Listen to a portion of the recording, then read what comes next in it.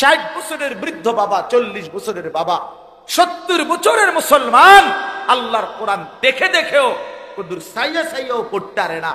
এত বড় বদনসিব, মন্দ কপাল, দুর্ভাগা মুসলমান,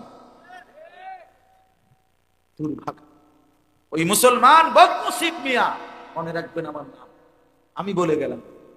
ওই মুসলমান দুর্ভাগা, ওই মুসলমান মন্দ কপাল, যে হায়াতের 40 বছর 50 বছর পার করলো, কিন্তু আল্লাহর কোরআনটা দেখে দেখেও সাইয়া সাইয়াও কদ্দুর পড়তে পারে না, রিডিং শুদ্ধ। হায় মুসলমান, এত কথা কার জিব্বা দিয়া বল?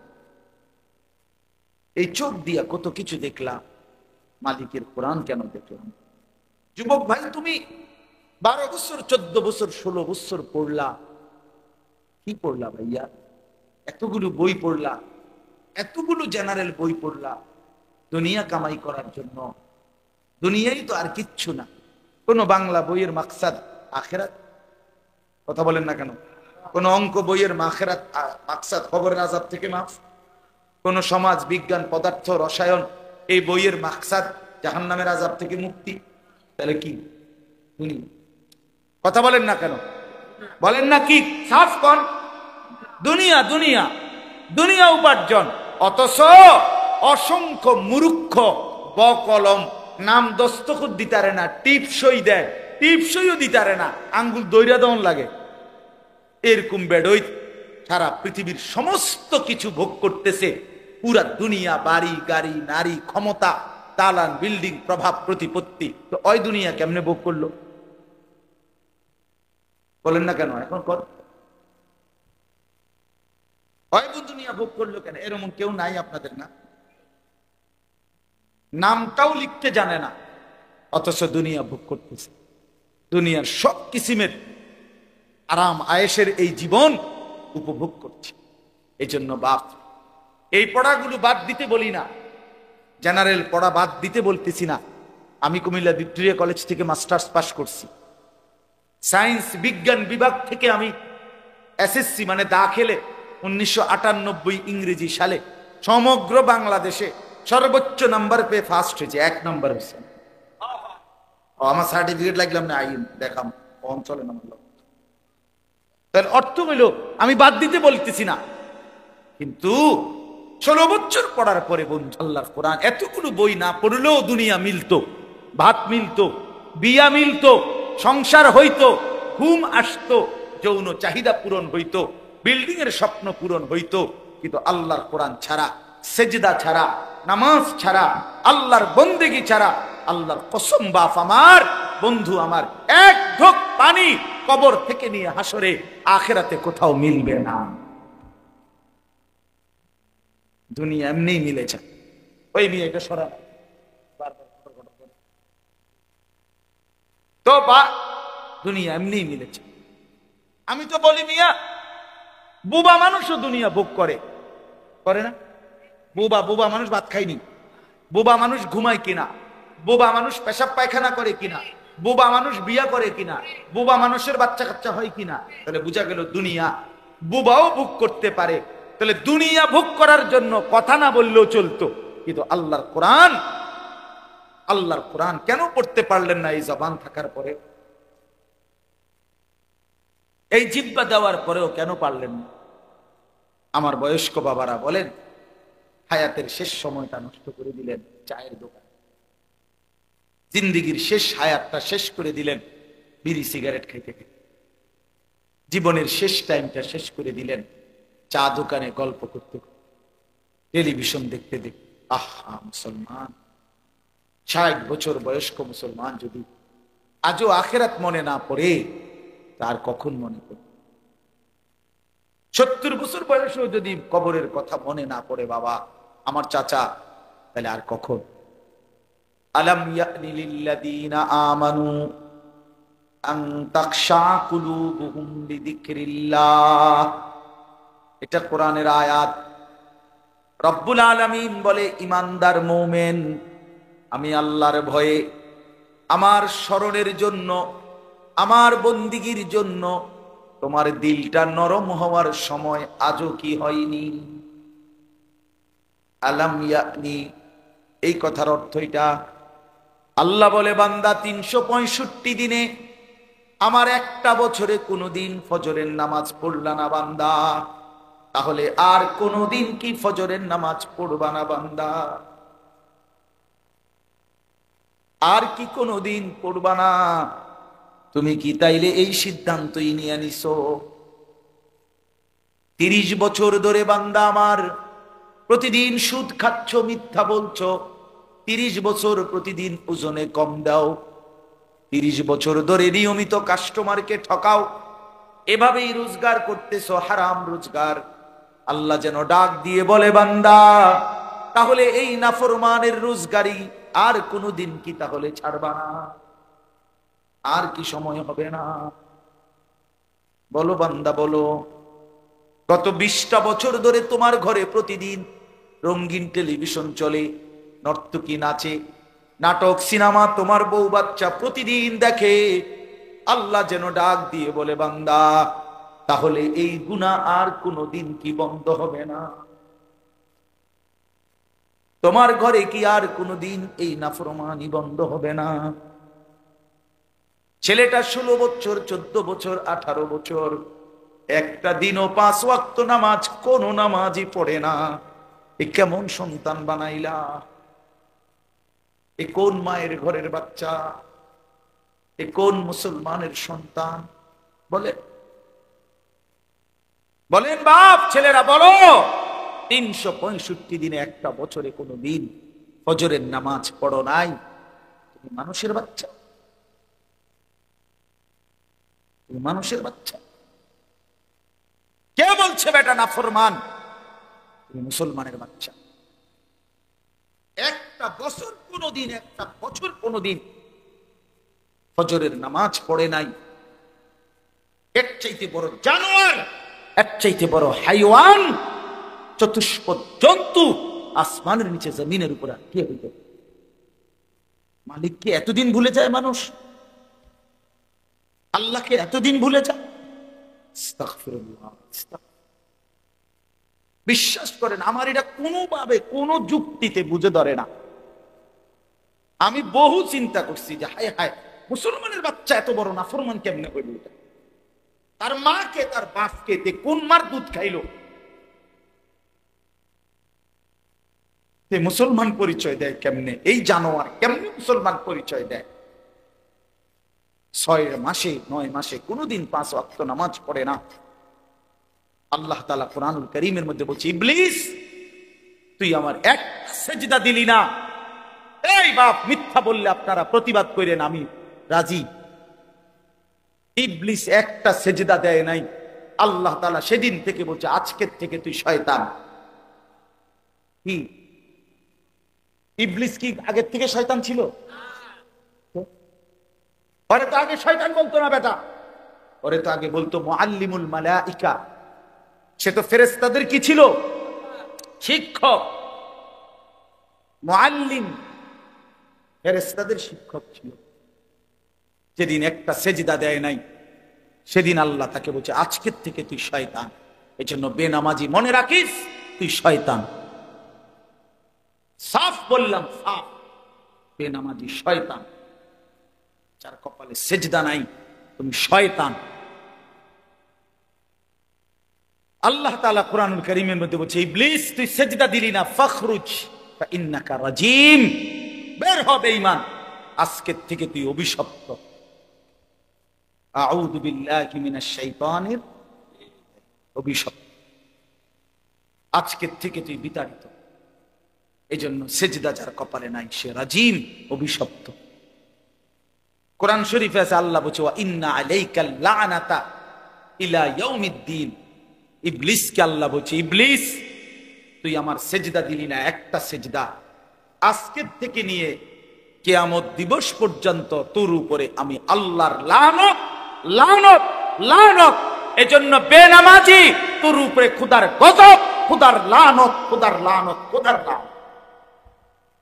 ভাত খা বেটা, কোনো অসুবিধা নেই, ভাত তরকারি আল্লাহ আটকাবে না, মাছ গোস্ত আল্লাহ আটকায় না। ঘুম, পেশাব, পায়খানা, যৌন চাহিদা পূরণ, এগুলো আহামরি কিচ্ছু না। আল্লাহ বলে কুলু ওয়া তামাত্তাউ কালিলান ইন্নাকুম মুজরিমুন। আরে নাফরমান, খা বেটা, কিছু সময়ের জন্য দুনিয়া খা বেটা, ভোগ কর বেটা। আমি আটকাইতাম না, দুনিয়া আটকাবো না, ভাত খাইতে বাধা দিব না। ভাত আমি খানা, পেশাব, ঘুম, যৌন চাহিদা পূরণ। আল্লাহ বলে বান্দা, এগুলো আমি আটকাই না, এগুলো আমি কুত্তার চাহিদাও পূরণ করি। তোরটা পূরণ করতাম, আমার কুত্তাও খায়, তুই খাইতি না, খা বেটা। বাতে না দুগা খাইবি না বেটা, পাঙ্গাই সারি আর কিতা তেলাপিয়া, আর কি ধন্যবাদ, কাঁচা মরিচ, হীরা, টমাটো, দুন্দুল, করলা, আর কিতা, হ্যাঁ, লম্বা সিম, ছোট সিম, আর কি বাজারে। এই তো দুনিয়া ভোগ করলাম, লাল শাক, পাট শাক, আর কি। আল্লাহ বলে আমার জঙ্গলের বাঘ প্রতিবেলা গোশত খায়, আমার জঙ্গলের সিংহ প্রতিবেলা গোশত খায়। তোর চাইতে তো বেশি দুনিয়া আমি তা করে খাওয়া। একটি হাতি, ভাইয়া আমি সত্য করে বলতেছি, গবেষকদের কথা হলো, যারা প্রাণীবিদ্যা গবেষণা করে তাদের বক্তব্য হলো, একটি হাতি একদিনে 250 কেজি খাবার খায়, 90 লিটার পানি পান, 250 কেজি খাবার একটা হাতি। তো গোটা পৃথিবীতে হাতি একটাই তো না, বাংলাদেশে হাতি একটাই। আমি একবার চিড়িয়াখানায় দেখছি, বাঘেরে গোশত দিছে খাইতে। আমি জিজ্ঞাসি, ভাই কদ্দুর দিছেন? যে প্রতিবেলা 20 থেকে 22 কেজি গরুর গোশত দেওয়া, 20-22 কেজি গরুর গোশত একবারে এক বসায় খাইতে পারবেন এমন একটা ভাগ্যবান হাত উড়ান। আমনেরে আমি খাবাইয়া কালকে বাঁচলাম, আজকে কালকে গোশত কিন নাই রাখা মরিবাসি যা হইব মাহফিল, কালকে কি বা আমনেরে 22 কেজি গোশত খাওয়াই, তার সম্ভব? আমরা বলেন না বাপ, নারাজ হইয়েন না ছেলেরা, নারাজ হইও না বন্ধু আমার। আমি দিল জাগাইতে চাই, বিবেক জাগাইতে চাই। কেন সেজদা দিবা, কেন নামাজ পড়বা না? ভাই আমার, বন্ধু আমার, ওই মালিকের সাথে নারাজ হলাম, আল্লাহর সাথে রাগ করলাম কেন? আল্লাহকে ভুলে চাই কেন? কোরআন শরীফ আছে, ইয়া আইয়ুহাল ইনসান মা গাররাকা বিরাব্বিকাল কারীম। রব্বুল আলামিন বলে, হে মানুষ, আমার মতো দয়ালু মেহেরবান মনিব, আমার মতো এমন মাওলা, কেমনে রে তুমি বান্দা আমারে ভুলে গেলা? মা গাররাক, কে তোমারে আমার মতো দয়ালু মালিক থেকে ভুলায় দিল? কে তোমারে ধোকা দিল? কোন বন্ধু পেলা বান্দা, কোন সঙ্গী পেলা আমার চাইতে উত্তম, যাকে পেয়ে তুমি আমি আল্লাহকে ভুলে গেলা? বলো না যুবক ভাই, পর্দার আড়ালের মা যদি শুনে থাকেন, মা আপনাকেও বলি, মা বোন আমার, কারে দেখাইতে আপনি বেপর্দা হইলেন? যে পুরুষগুলো বেপর্দা আপনারে দেখে, তারা কি কোনোদিন আপনারে ধন্যবাদ জানাইছেনি? তাইলে কোন বেপর্দা নারীকে বলেন, একজন বেপর্দা মহিলাকে বলেন, হে বেহায়া নারী, ওই বেহায়া, তোরে কোনোদিন কোন পুরুষ দেখা ধন্যবাদ দিছিনি? সবাই তোর রূপ যৌবনের দিকে তাকাইয়েই তো ছিল, লোভের দৃষ্টিতে, উপভোগের দৃষ্টিতে, কামনার দৃষ্টিতে, অবৈধ বাসনার দৃষ্টিতে। এছাড়া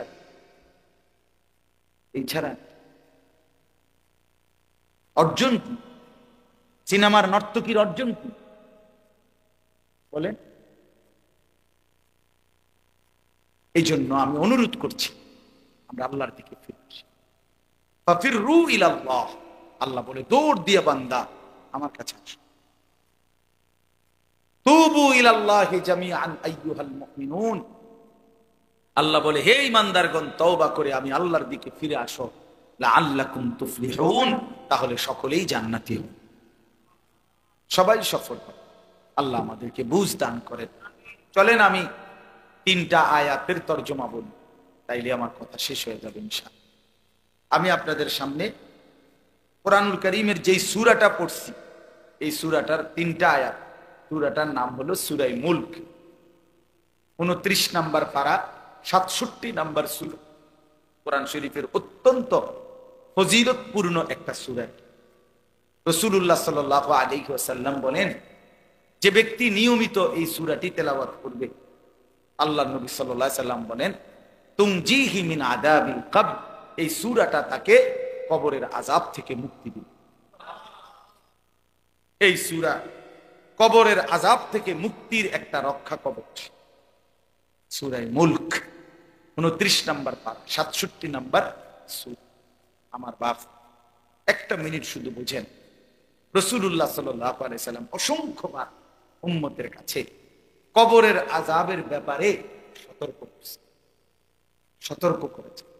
কবরের আযাব অনেক হাদিস, অনেক হাদিস বিশ্বাস করে। হযরত ওসমান রাদিয়াল্লাহু তাআলা আনহু, আপনারা ওনার নাম জানেন, ইসলামের তৃতীয় খলিফা নাকি? এই ওসমান রাদিয়াল্লাহু তাআলা আনহু তিনি যখন কোন কবরের সামনে দাঁড়াইতেন অঝরে কাঁদতেন, হাত্তা ইয়াবুল্লা লিহিয়াতাহু, হাদিস আছে যে ফলে ওনার দাড়ি ভিজে যেত কাঁদতে কাঁদতে। তো ওনার সঙ্গী সাথীরা জিজ্ঞেস করতেন, হযরত, হে আমিরুল মুমিনিন ওসমান, আপনি কবর দেখলে এইভাবে কাঁদেন কেন? আপনি তো জাহান্নামের কথা বললো, এতটা কাঁদেন না, কবরের কথা দেখলেই আপনি এভাবে অঝরে কাঁদেন কেন? হযরত ওসমান রাদিয়াল্লাহু তাআলা আনহু বলেন, শোনো, ইন্নাল কবরা আউয়ালু মানাজিলিল আখিরাহ, কবর হচ্ছে আখিরাতের প্রথম ঘাঁটি। ফা ইন নাজা মিনহু ফামা বা'দাহু আইসারু মিনহু, যদি কেউ কবরের এই ঘাঁটিতে বেঁচে যায় তো পরবর্তী সব ঘাঁটি পার হওয়া তার জন্য সহজ। ওয়া ইন লাম ইয়ানজু মিনহু ফামা বা'দাহু আশাদ্দু মিনহু, নবীজি বলেন, আরে ওসমান বলেন, যদি এই ঘাঁটিতে কেউ মুক্তি না পায়, আটকে যায়, তাহলে পরবর্তী সকল ঘাঁটি তার জন্য তার চাইতে বেশি কঠোর। এরপরে শুনেন, এরপরে উসমান রাদিয়াল্লাহু তাআলা আনহু বলতেন যে আমি আল্লাহর নবী সাল্লাল্লাহু আলাইহি সাল্লাম থেকে সরাসরি একটা হাদিস শুনছি, নবীজির হাদিস। আচ্ছা, নবীজি সাল্লাল্লাহু আলাইহি সাল্লামের ব্যাপারে আপনাদের ধারণা কি? তিনি কোনো কথা নাউযুবিল্লাহ জীবনে কোনোদিন এক বিন্দু বানাইয়া বলছেন, বাড়াইয়া বলছেন, অতিরঞ্জিত বলছেন? যা আল্লাহ বলেছেন হুবহু তাই বলেছেন। তো নবীজি সাল্লাল্লাহু আলাইহি সাল্লাম তিনি বলছেন, মা রাআইতু মানজারান কাত্তু ইল্লা ওয়াল কবরু আফজাউ মিনহু। রাসূলুল্লাহ সাল্লাল্লাহু আলাইহি ওয়াসাল্লাম, এই যে কয়েকটা ছেলে, মুসলমানের বাচ্চাই তো নিশ্চয়ই, কিন্তু কথা বলে দেখেন ভাই, এমন এক গাফেল জাতি আমরা, মায়ের সন্তান জানেও না কোথায় আসছে। বহুত আপনারা জানেন না, আমরা সবাই আসলে খাট পালং আর সোফা ফার্নিচার নিয়ে ব্যস্ত। হুজুর দেখলে দোয়া চায়, হুজুর বিল্ডিং এর ছাদ ঢালাই দিন, দোয়া করে দেন। এই ঘরকার নতুন কাম ধরছি, দোয়া করে দেন। আজকে মাটি খুব দিন, দোয়া করে। আজকে নতুন করে ঢালাই, আজকে দোয়া। হুজুর মোটর সাইকেল কিনছি, দোয়া করে। এই দোকানের বিটটা লইছি, হুজুর দোয়া করে। আমার কাছে একবার একজনই করছে, হুজুর 1,10,000 টাকা খরচ করে ওই ওনার বাসায় গেছি, টেলিভিশন চ্যাপটা একটা দেখাইয়া উনি বলতেছে, হুজুর এটা 1,10,000 টাকার মতো খরচ গেছে, দোয়া করি। পরে আমিও দোয়া করছি। আমি বললাম, ভাই দোয়া করি আপনার ঘরে যেন 24 ঘন্টার মধ্যে 1 সেকেন্ডও কারেন্ট না যায়, আমনের বউ বাচ্চা যেন 24 ঘন্টা টেলিভিশনের সামনে বইয়া থাকে, আমনের ঘরে যেন 24 ঘন্টা নাচ গান বেড়া বেটির নাচ যেন চলে, দোয়া করি। পরে হে হুজুর বেশি রাগ হয়েছেন বুঝছি, মানে হে তো বুঝছে, দোয়ার ডকেই তো বুঝছে যে অবস্থা কি, ডক বালা না, দোয়ার তো লাইন বালা না। তা এই যে আমার উদ্দেশ্য এই কথাটা বলা, যে এই যে শুধু কেবল খাট দেখাইলো, পালং দেখাইলো, ওই রোমে নিয়ে হাইটা হাইটা দেখায়, এই দরজা, এই জানালা, এই ফার্নিচার। আরে ভাইয়া মুসলমান, আমরা যদি এই খাট পালং আর ফার্নিচার দেখাই, অথচ আমার ছেলেটা নামাজ পড়ে না, মেয়েটা পর্দা করে না, স্ত্রী পর্দা করে না, আমার ঘরের সন্তান নাদি কেউ আল্লাহর কোরআন পড়তে পারে না। হায় মুসলমান, দেখানোর দরকার ছিল এইটা নিজের স্ত্রী, সন্তান, পরিবারের মানুষগুলোর ইবাদত, আমল, চরিত্র, আখলাক, নৈতিকতা এইটা দেখানো দরকার ছিল। খাট দেখাইয়া, পালং দেখাইয়া কোনো লাভ নেই, কোনো লাভ। আপনি মরে গেলে 20 বছর পরে কবরের থেকে উঠতে এসে আপনি নিজের ঘরে দেখেন আমনের হাতের বানানো ফার্নিচার কিচ্ছু নাই, কিচ্ছু নাই। যদি জিজ্ঞাসা করেন পুত নাতি আমার বানানো খাট পালং ডিকই, বলবে দাদা ইডি ওনার চলে নাকি হালাইছে, এগুলো এখন আর কি চলে না দাদা। আমার দাদা মারা যাওয়ার 12 বছর পরে, গোনা 12 বছরের মাথায় আমি আমার জ্যাঠারে বলছিলাম, জ্যাঠা আমার দাদার রেখে যাওয়া বাড়ির স্মৃতি হিসাবে আপনার কাছে কিছু আসেনি, আমার একটা কিছু দেখান, একটা লবণের বাটি, কাচের প্লেট, কিছু একটা মাটির বাসন। আমার দাদা কাইদা, আমার জ্যাঠা কাইদা দিছিল। আমার সেই জ্যাঠাও এখন কবরে চলে গেছে। সেই জ্যাঠা আমার কাইদাই দিছে, কয় না বাকি যা, তোমারে দেখাইবার মতো আমার কাছে 12 বছরের ব্যবধানে সমস্ত কিছু নাই। এই তো দুনিয়া, যে দুনিয়া আপনি সাজাইলেন। বা একদিন আপনি নিজেই কবর থেকে আইসা যদি দেখতে পারতেন, তা আইসা দেখতেন কিছুই কিছুই, শুধু শুধু শুধু শুধু হায়াত শেষ করলেন। স্ত্রী সন্তানের নামাজের খোঁজ নিলেন না, আখেরাতের খবর নিলেন না, শুধু দাড়ি দাড়ি বাড়ি দাড়ি বিল্ডিং দালা। আল্লাহ আমাদেরকে বুঝদান করে। তো বলতেছিলাম যে রাসূলুল্লাহ সাল্লাল্লাহু আলাইহি ওয়াসাল্লাম অনেক হাদিসের মধ্যে এই কবরের আযাবের ব্যাপারে গুরুত্ব দিয়েছেন, বারবার উম্মতকে সতর্ক করছেন আল্লাহ নবী সাল্লাল্লাহু আলাইহি ওয়াসাল্লাম। তো নবীজির এই হাদিস, উসমান রাদিয়াল্লাহু তাআলা এর ঘটনা বললাম। এরপরে শুনেন, হযরত বারা ইবনে আযিব রাদিয়াল্লাহু তাআলা আনহু একজন সাহাবী, উনি বলেন আমরা একদিন নবীজির সাথে এক সাহাবীর জানাজায় গেলাম। আমি দেরি করব না, এই অল্প সময় শেষ করে দিচ্ছি।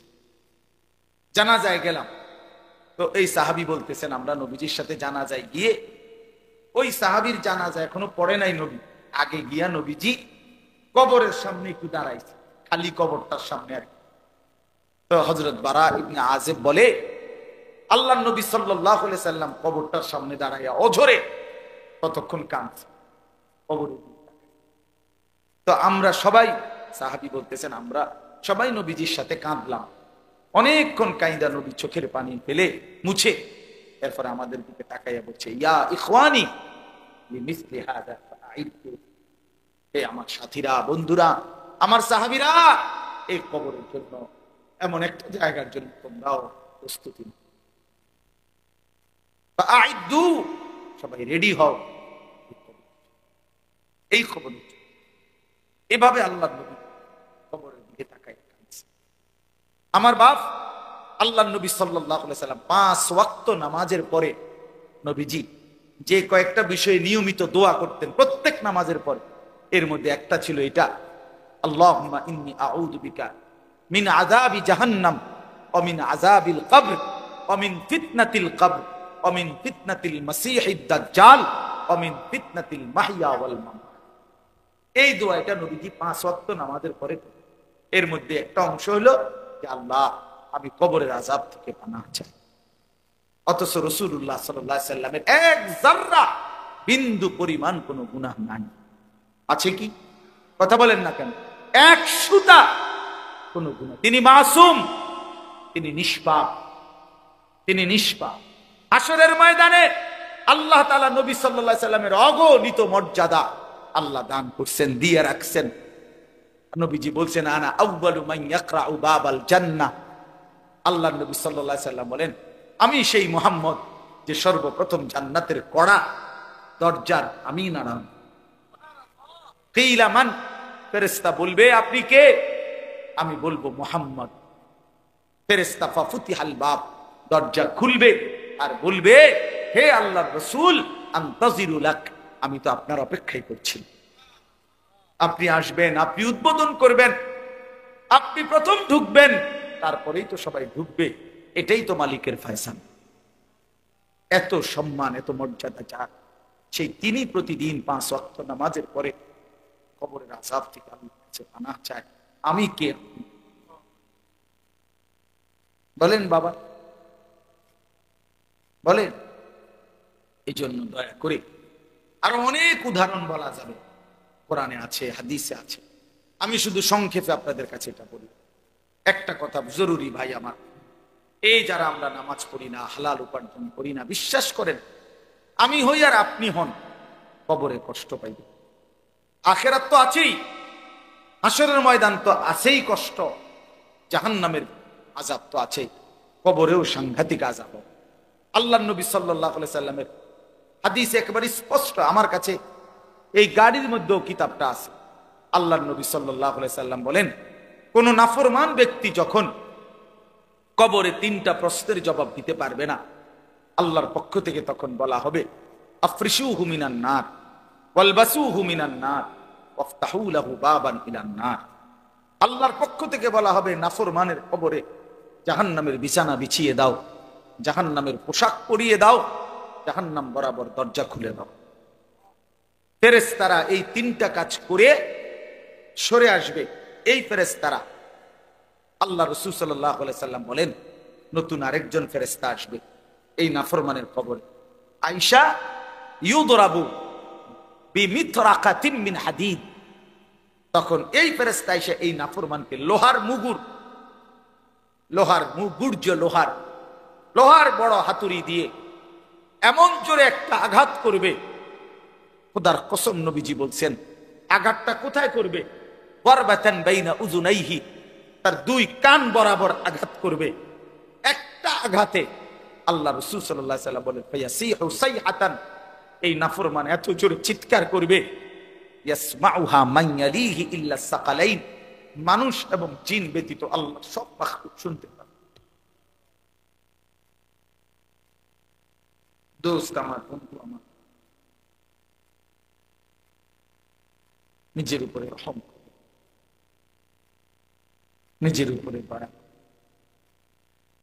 রাসূলুল্লাহ সাল্লাল্লাহু আলাইহি ওয়াসাল্লাম প্রতিদিন বলছে, নবীজি কবর প্রতিদিন ডাক দেয়, কবর ডেকে ডেকে সবাইকে বলে, দুনিয়াবাসী, আনা বাইতুদ দুধ, আমি পোকামাকড়ের ঘর, আনা বাইতুল ওয়াহদা, আমি একাকী ঘর, আনা বাইতুল গুরবা, আমি অপরিচিত ঘর, আমার কাছে আইলে কেউ চিনবা না, কাউরে পাইবা। রাসূলুল্লাহ সাল্লাল্লাহু আলাইহি ওয়াসাল্লাম বলেন, কোন নাফরমানের কবর যখন তাকে রেখে ফেরেশতারা চলে যাবে, কবর তখন তাকে প্রথম মিনিটেই এমন একটা চাপ দিবে, ডান পাশের মাটি বাম দিকে, বাম দিকের মাটি ডান পাশে। আল্লাহর কসম, নবীজির এই হাদিসে রাসূলুল্লাহ সাল্লাল্লাহু আলাইহি ওয়াসাল্লাম বলছেন, এতে করে ডান পাশের হাড্ডি পাঁজর ভাঙ্গা বাম দিকে ঢুকে যাবে, বাম দিকের গুলো ডান দিকে ঢুকে যাবে। বন্ধু আমার, আমি দেখাই, আমরা তো ছাত্র জীবনে ওস্তাদের কাছে পড়ছি ভাই আমার, রাসূলুল্লাহ বলেন, হাত্তা তাখতালিফা আদলাউহু, তার 2 পাশের হাড্ডিগুলো এইভাবে 2 আঙ্গুল যেভাবে ঢুকে গেছে, এইভাবে একটা একটার সাথে ঢুকে যায়। খোদার কসম, আল্লাহর কসম, যদি বলো রাসূলের কথা মিথ্যা, তাহলে আমি আর কার কথা বলবো?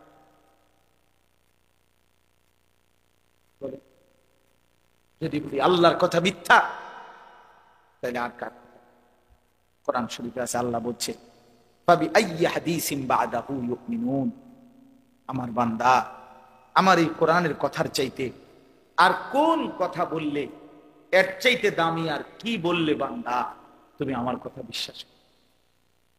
খোদার কসম, এটা আয়াত, এই 29 পারাতে আয়াত এটা আছে, ফাবি আইয়ি হাদিস বাদাহু ইউমিনুন। এই কোরআনের পরে আর কোনটা বললে, আর কোন কিতাব নাজিল করলে বান্দা আমার কথা মান?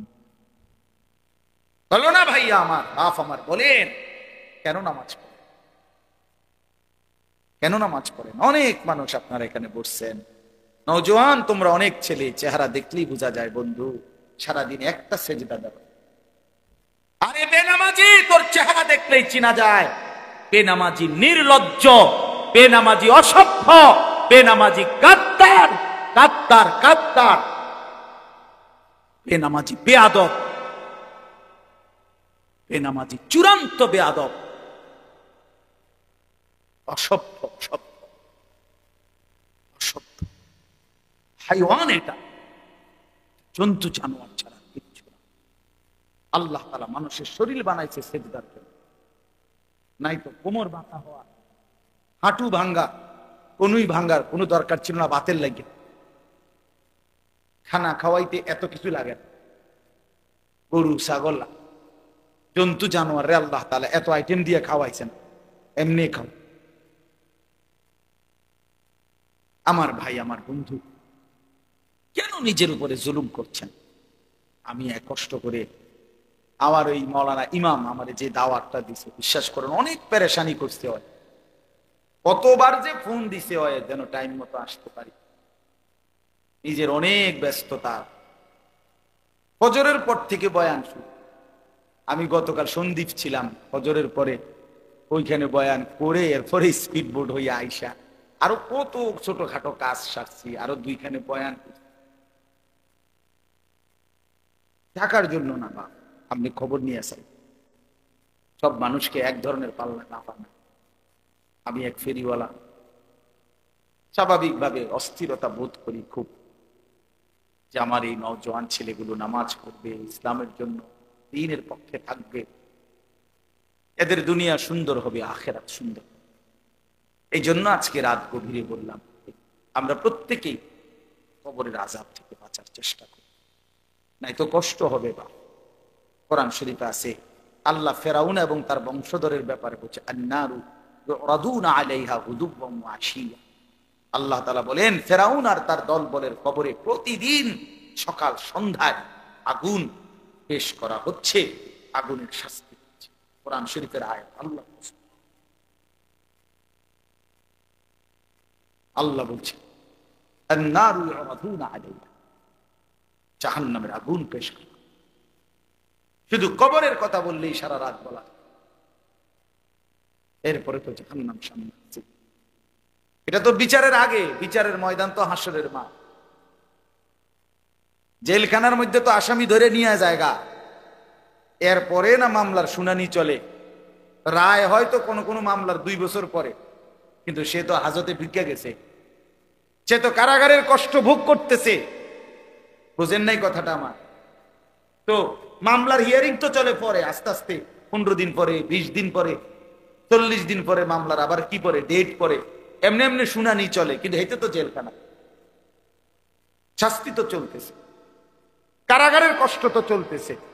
আল্লাহ তাআলা বলে, বান্দা বিচারের ময়দান তো সামনে, হাসরের মাঠ, কিন্তু আযাব তো শুরু হয়ে গেছে কবর থেকেই, কবর থেকে। এই জন্য আমরা প্রত্যেকে ইনশাআল্লাহ, এই যে কয়জন, আমার এত মানুষের দরকার নেই, আমি ইমামের কাছে বলছি, যদি 2 জনও শুনে বেটা কোনো অসুবিধা নাই। ফেরিওয়ালার একটা নিয়ম মনে রাখেন, আমি এই জন্যই বললাম আমি এক ফেরিওয়ালা।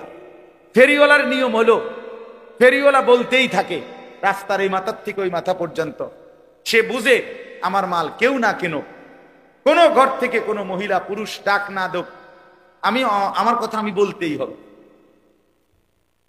এই ওলামায়ে কেরাম ফেরিওয়ালা, আপনাদের কাছে ফেরি করছি আমরা আখেরাত, পরকাল কেউ গ্রহণ না করলেও কোনো অসুবিধা নাই। কোরআন শরীফে স্পষ্ট আল্লাহ পাক আমাদের জন্য একটা অসাধারণ সান্ত্বনা আছে, মজার বিষয় আছে আমাদের জন্য। আল্লাহ কোরআনে নবীকে বলছে, বন্ধু আপনি দিবানিশি আল্লাহর কথা বলে যান, বলে যান, শুধু এতটুকু মনে রাখবেন, কেউ গ্রহণ করুক আর না করুক, আপনারে যেটা প্রতিদান নেকি, এটা বরাবর 100-100। আমার মাল চলক বা না চলক এটা আমি বুঝি, আমনের যেটা আমনের প্রফিট আমনের দিয়ে দেব বাবুরে, আমার মাল আমি পরে চিন্তা। এইটা আমাদের সান্ত্বনা, এটা আমাদের সান্ত্বনা। আমার 30 বছরে কেউ গ্রহণ না করুক, কোনো অসুবিধা নেই।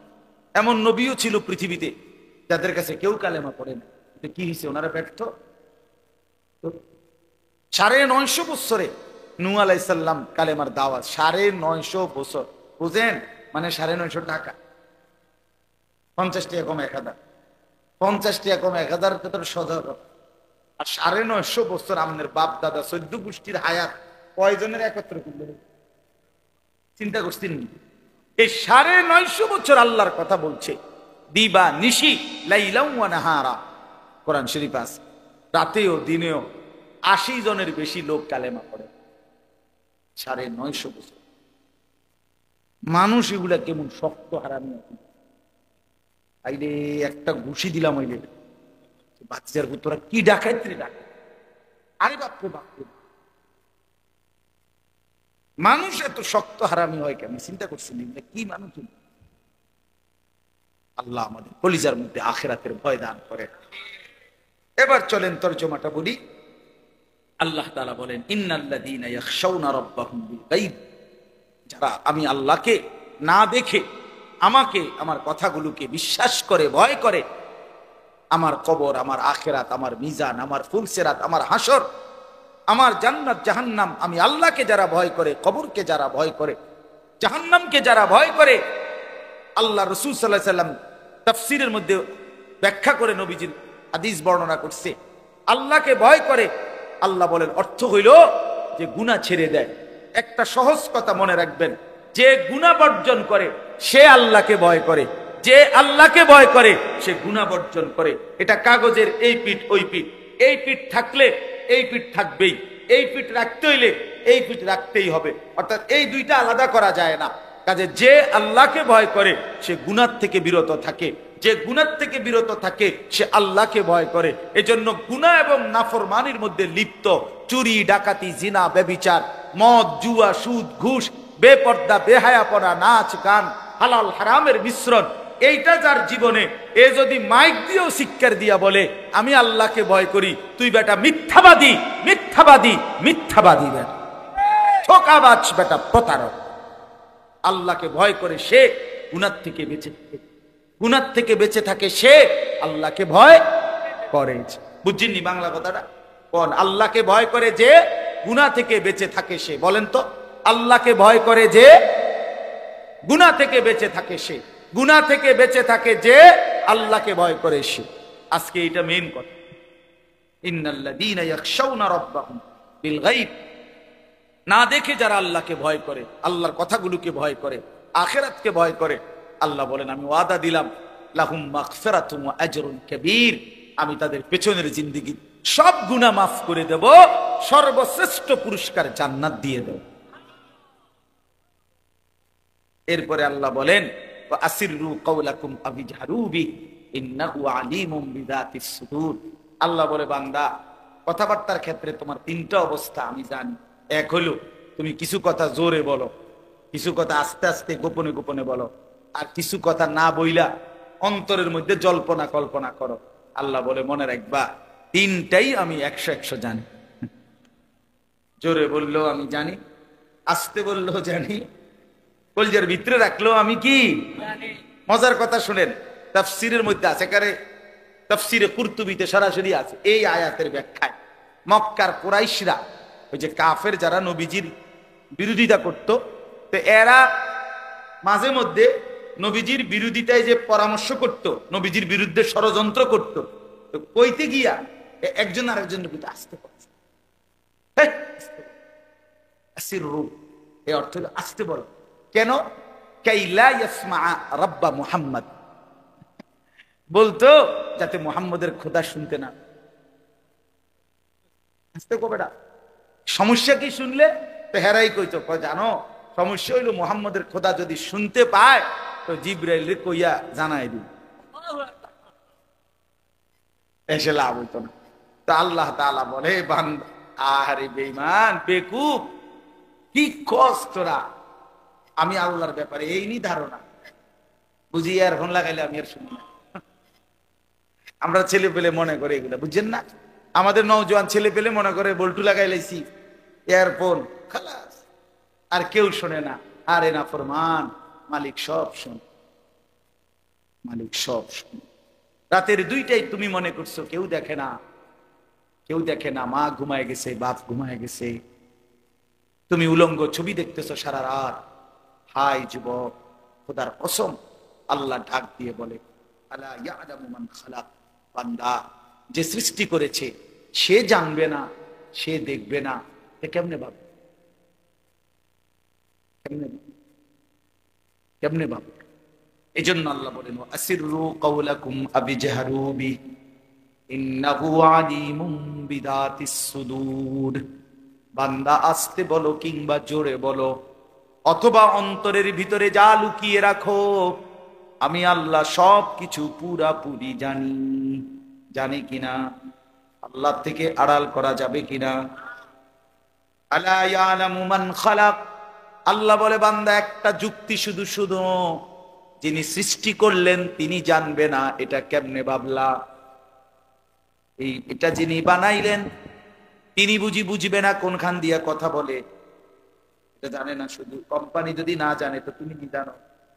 তো বানানে ওয়ালা মালিক আল্লাহ, তিনি বলেন আলা ইয়ালামু মান খালাক, যিনি সৃষ্টি করলেন তিনি বুঝি জানবে না? কেমনে ভাবলা যুবক? কেমনে ভাবলা মা বোন? কেমনে ভাবলেন বাবা?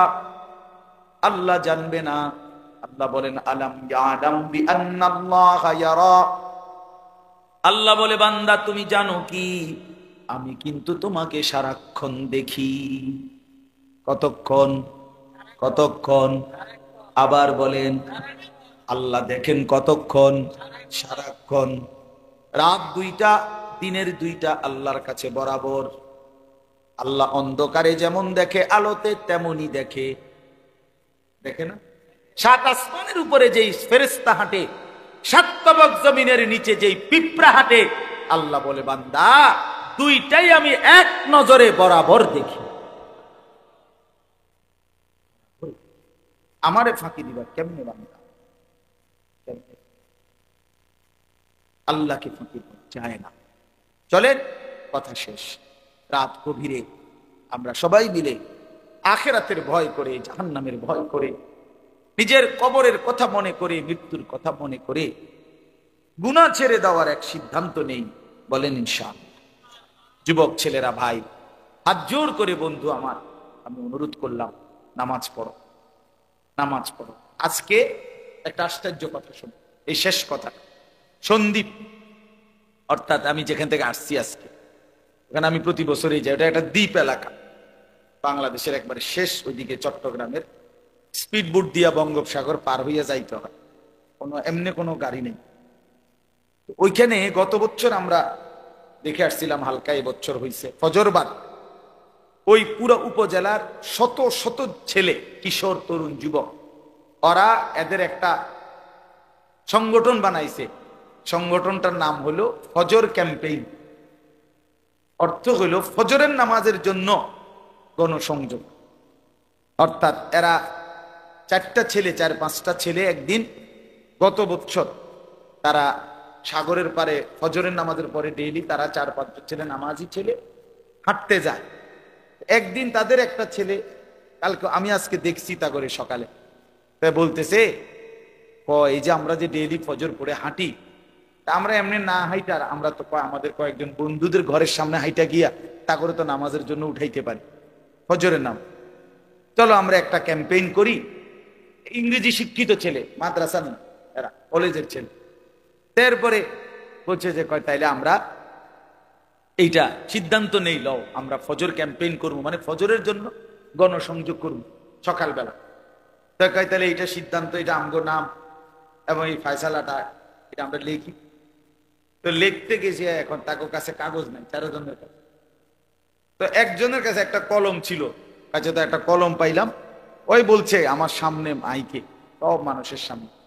এরপরে বলতেছে, হুজুর আমরা তো সাগরের পারে একটু হাঁটলাম, হাইটে একটা সিগারেটের প্যাকেট ফেলে দেওয়া, প্যাকেট আর সিগারেটের প্যাকেট, তো এইটার উল্টা পিঠে না সাদা আছে না, মানে উল্টাইলে এই উল্টা পিঠে এই কাগজে এটা লইছি যে এটাতে লিখি, এইটার মধ্যে লেখা শুরু করছি। আজকে পুরা সন্দ্বীপ উপজেলার মধ্যে শত শত কিশোর, তরুণ যুবক ফজরের নামাজ জামাতে পড়ে। আজকে ফজরবাদ তাদের আলাদা বয়ান হইতে, মানে তাদের মাহফিল তারা করছে ফজরবাদ। আমি ফজরের পরের শ্রোতা দেখা পাগল হয়ে গেছি, মানে অবাক। শত শত ছেলে সাইকেল, মোটর সাইকেল, সিএনজি দিয়ে আসছে ফজরের নামাজের পর, মনে যেন জীব প্রত্যেকাই। এই জন্য ভাই আমার, যুবক উদ্যোগ নিলে অনেক কিছু করতে পারে। এই সমাজ যদি যুবকরা ভালো করতে চায় সেটাও পারবে, আবার মদের আড্ডায় যদি ভাষায় দিতে চায় এটাও পারবে। এটা পারে। নওজোয়ানের মধ্যে শক্তি আছে, সে চাইলে ভালোটাও করতে পারে, সে চাইলে মন্দটাও করতে পারে। এই জন্য সবগুলো যুবককে উৎসাহিত করলাম, তোমরা বাবারা আল্লাহর ওয়াস্তে নিজের ভালোর জন্য, ইসলামের জন্য, আখিরাতের জন্য, নিজের পরকালের জন্য চরিত্রবান হও। 5 ওয়াক্ত নামাজ পড়ো, বিশেষ করে ফজরের নামাজ। ইনশাআল্লাহ ফজরের নামাজ নিয়মিত পড়বে যারা, হাদিসের ভাষ্য মতে বোঝা যায় আল্লাহ তাআলা হকের বিজয় তাদের হাতেই তুলে দিবেন। আল্লাহ তাআলা আমাদের সবাইকে 5 ওয়াক্ত নামাজ পড়ার তৌফিক দান করেন। হারাম থেকে বাঁচেন। হারাম রোজগার কইরেন না মাঝ বয়সীরা, সুদের টাকা, কিস্তির টাকা, ঘুষের টাকা, ওজনে কম দেওয়া টাকা, এই কামাই ছেড়ে দেন, কামাই ছেড়ে দেন। মন্দ আখলাক ছেড়ে দেন। বিড়ি সিগারেটের বদ অভ্যাস যাদের আছে বাদ দেন। আমার একটা শুধু কথা মনে রাখেন, রাগ হইয়েন না, শুধু ইনসাফের সাথে ভাইবেন, দুর্গন্ধ কোন সুস্থ স্বাভাবিক মানুষের প্রিয় হইতে পারে না। যদি সে সুস্থ মানুষ হয়, বিড়ি সিগারেট দুর্গন্ধ, ঠিক কিনা বলেন না কেন? পেশাবের গন্ধ, পায়খানার গন্ধ কোন স্বাভাবিক মানুষ যে সুস্থ তার কাছে প্রিয় হইতে পারে না।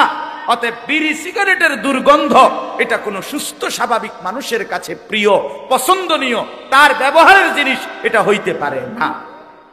2 নাম্বার কথা হলো, 60 বছর পর্যন্ত যদি এই বিড়ির, এটা তো আগুন, আগুনটাই নাকে দিয়া মুখে দিয়া বাইর করলেন, তো ফেরেশতা কবরে নিয়া গেলেই আমনের বলবে, চাচা আপনার ব্যাপারে আমার আইডিয়া আছে, আপনি সব সময় নাকে মুখে আগুনই বাইর করতেন, আগুনই ছিল আপনার প্রিয় বস্তু, আজ আপনার কবরে আগুনই ধরাই দিলাম। আগুনেই থাকেন, যেহেতু আগুনই তো আপনার কি ছিল, তো আজ কবরে কি ধরাই দিলাম, আগুন লাগাই দিলাম, থাকেন আগুন। এই জন্য কষ্ট পাইবেন।